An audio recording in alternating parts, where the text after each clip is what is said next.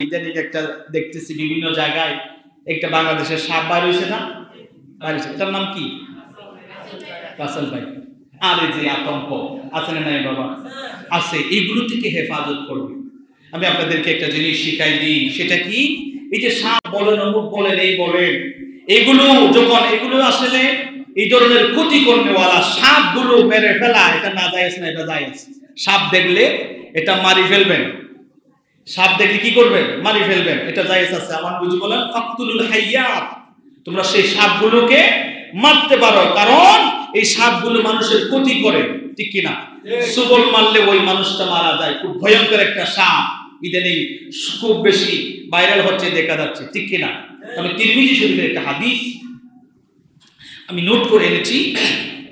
একটা দোয়া আমার নবী শিখাইয়া দিয়েছেন।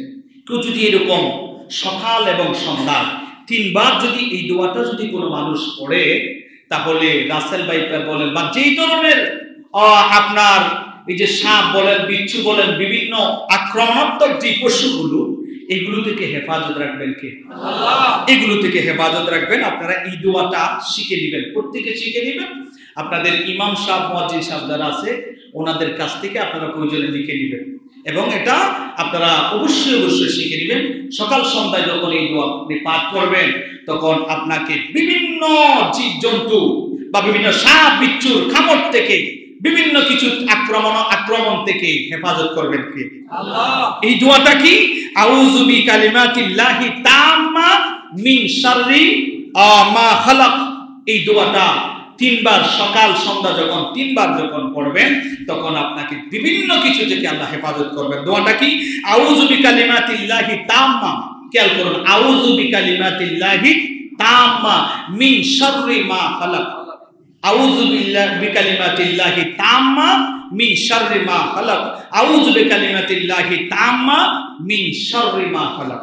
এই দোয়াটা সকাল এবং সন্ধ্যায় 3 বার যখন আপনি আদায় করবেন, যত ধরনের জীবজন্তু বিভিন্ন কিছুর আক্রমণ থেকে আপনাকে হেফাজত করবে। এই জন্য আমাদের এই আমলগুলো করার দরকার আছে না নাই? আছে। জুড়ে বলেন আছে না নাই? আছে। আল্লাহ পাক রব্বুল আলামিন আমাদেরকে এইগুলো থেকে হেফাজত করার, আমলগুলো করার আল্লাহ আমাদের তৌফিক দান করুন।